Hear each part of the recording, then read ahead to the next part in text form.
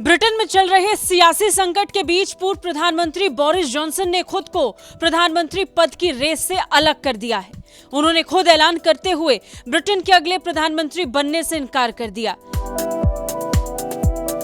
वहीं इसके साथ ही भारतीय मूल के ऋषि सुनक इस पद के लिए जीत के और भी करीब पहुंच गए हैं। दरअसल बोरिस जॉनसन ने एक बयान जारी करते हुए कहा कि उनके पास अगले चरण में बढ़त बनाने के लिए पर्याप्त सांसदों का समर्थन है, लेकिन वो आगे चल रहे पूर्व वित्त मंत्री ऋषि सुनक की तुलना में बहुत कम है।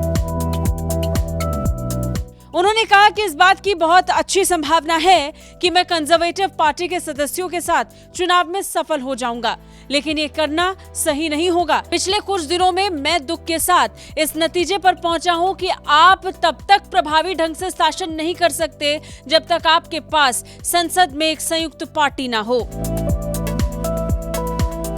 बता दें कि रिपोर्ट्स में दावा किया जा रहा है कि इस बार सुनक को कंजर्वेटिव पार्टी के 128 सांसद समर्थन कर रहे हैं, जो कि प्रधानमंत्री बनने के लिए न्यूनतम 100 के आंकड़े से काफी ज्यादा है। वहीं बोरिस जॉनसन को अब तक समर्थन देने के लिए 100 सांसद नहीं मिले हैं। इस बीच बोरिस के बयान से ऋषि सुनक की जीत की राह और भी आसान हो गई है।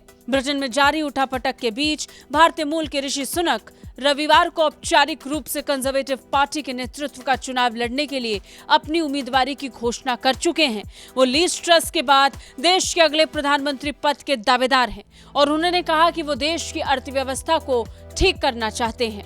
कुछ समय पहले तक जॉनसन सरकार में सुनक वित्त मंत्री के रूप में काम कर रहे थे।